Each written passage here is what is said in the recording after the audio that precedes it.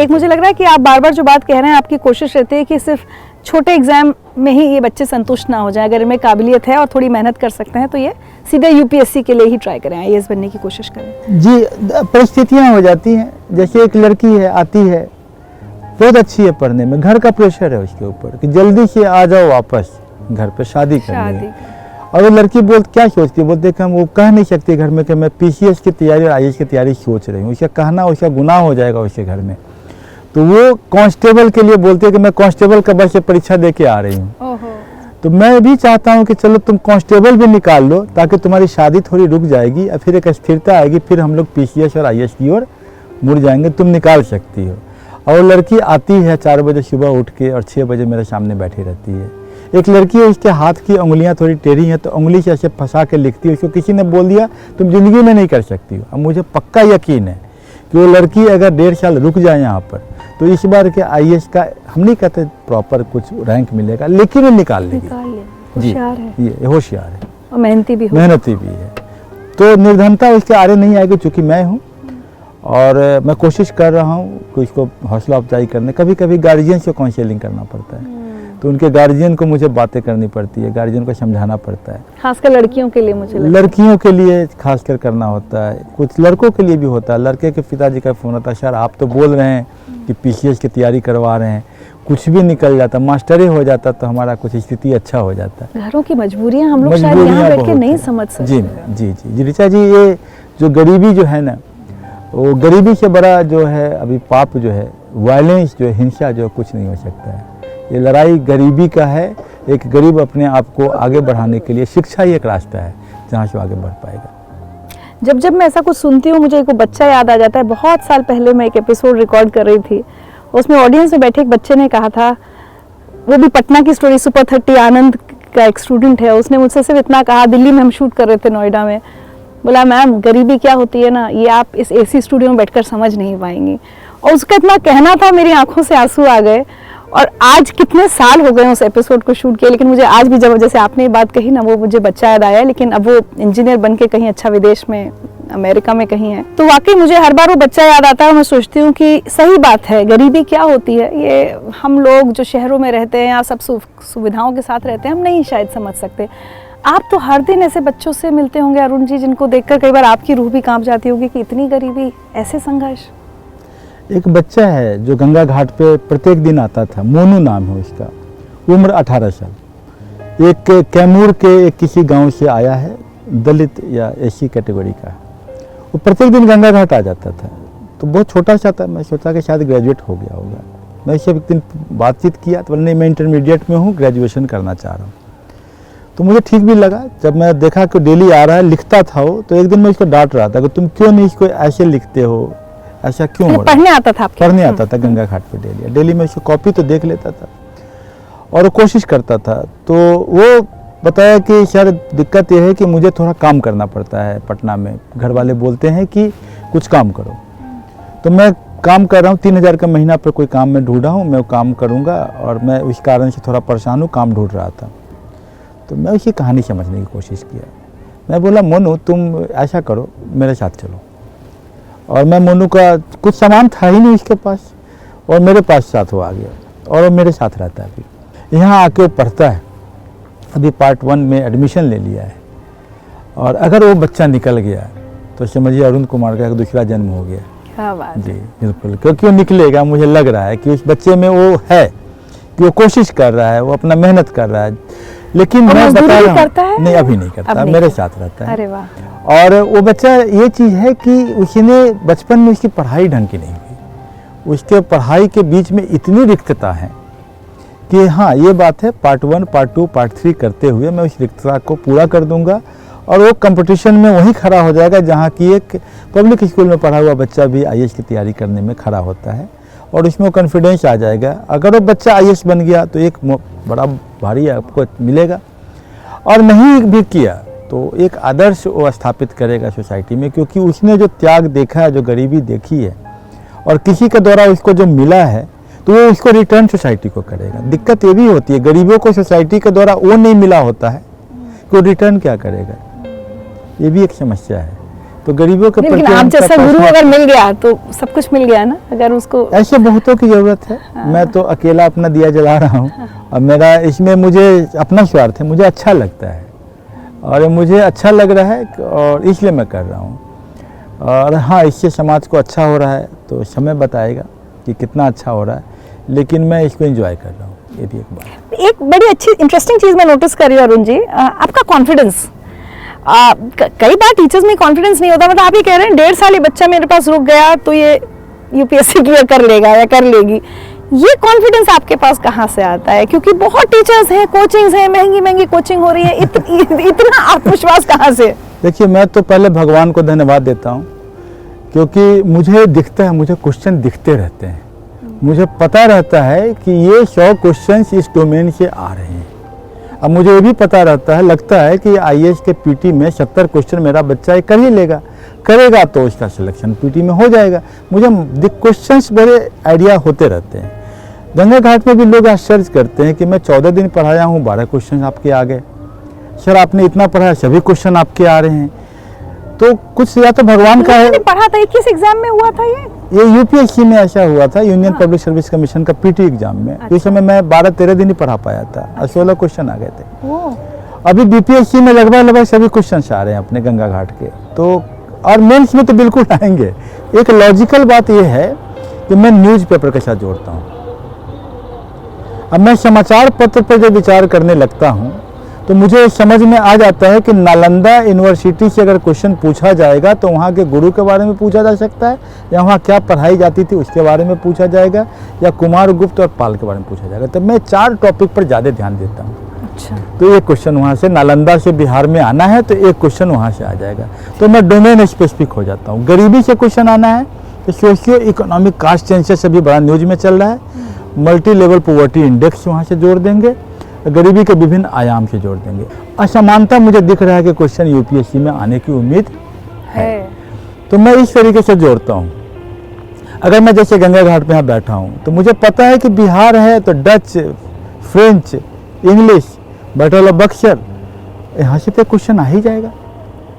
तो क्वेश्चंस दिखते हैं मैम, अगर आप ऋचा जी कि अगर आप थोड़ा सा अंदर में घुसे तो स्टूडेंट्स को पता चल जाए तो यहाँ तो गंगा घाट पे बैठने की जगह नहीं रहेगी, सबको अगर लगेगा अरुण सर के बताए हुए सवाल आते हैं पेपर में। दूसरी बात यह है कि टीचर यहाँ ना अपने आप को स्पेशलाइज्ड कर लिए हैं, और जो सिविल सर्विसेज की जो परीक्षा होती है वो जनरलिस्ट परीक्षा है।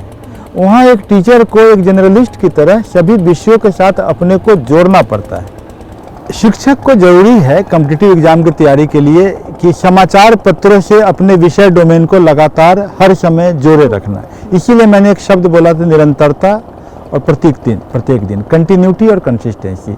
समाचार पत्र पर अगर आप विचार करें और इसको जोड़ेंगे तो पता लगेगा वही समाचार हिस्ट्री से जुड़ता है, वही समाचार पॉलिटी से जुड़ता है, वही समाचार अर्थव्यवस्था से जुड़ता है, और वहाँ से साइंस एंड टेक्नोलॉजी में इसका सोल्यूशन दिखता है। क्या बात है। तो आपको अगर चारों से जोड़ देंगे तो स्वाभाविक है कि पढ़ा तो हम एक चीज़ रहे हैं, लेकिन जुड़ेगा बहुत सारा चीज़। जैसे बिहार में बाढ़ आना ही है, तो बाढ़ आया तो बाढ़ और सूखा के संदर्भ में हम 1780 में जोड़ेंगे कि 1786 में यहाँ गोलघर क्यों बना था, क्योंकि सूखा था, अकाल था। और उस समय क्या था, तो भाई ब्रिटिश ने अपना दीवानी लिया, दीवानी के बाद लगान ले रहे थे और किसानों पर अत्याचार था और अकाल आ गया 1770 में और ये बन गया। तो ये हो गया आपका एक पक्ष जो कि इकोनॉमी बिहार का जोड़ रहा है। उसी इकोनॉमी से आज हम जोड़ेंगे कि क्या हमारे बिहार में कितने लोग ऐसे हैं जो बिलो पॉवर्टी लाइन है, उनको राशन की व्यवस्था क्यों नहीं हो रही है। तब हम वहाँ बात करेंगे कि ये खाद्य सुरक्षा के बारे में हम बात कर लेंगे। फिर हम बात करेंगे पॉलिटी में कहाँ पर किस आर्टिकल में ये खाद्य सुरक्षा की बात हो रही है। फिर हम बात करें क्यों नहीं हम फोर्टिफाइड राइस की बात करें जहाँ की बायोटेक्नोलॉजी का इस्तेमाल हो सकता है। तो ये चीज़ें जब जुड़ जाती हैं तो एक क्वेश्चन बन जाता है। होता क्या है कि जो हमारे जो शिक्षक होते हैं, हम उनकी बात नहीं करेंगे, वो अपने ज़माने में निकाले हैं, वो न्यूज़पेपर के साथ चारों को जोड़ना एक शिक्षक बंद कर दिया, क्योंकि उसको हिस्ट्री का सिलेबस खत्म करना है। गंगा घाट तो फ्लो है गंगा का, बस बह रहा है, बहते बहते इधर जाएगा, इधर जाएगा, इधर जाएगा, इधर जाएगा, और एक डोमेन क्लियर रहेगा कि एक चैप्टर भी खत्म करना है और न्यूज के साथ सबको जोड़ के भी रखना है। तो अच्छा, दो ये पार्ट में क्लासेस का चलता नाम है। गंगा घाट ही हो गया अब, गंगा जी हाँ, अरुण सर की क्लास @गंगा घाट लोगों ने ही डाल दिया इसका क्या नाम। बात। अच्छा, एक लेकिन चीज़ देखिए, मैंने आपसे कहा कि आपके अंदर इतना कॉन्फिडेंस कैसे है, वो आपने मुझे बताया।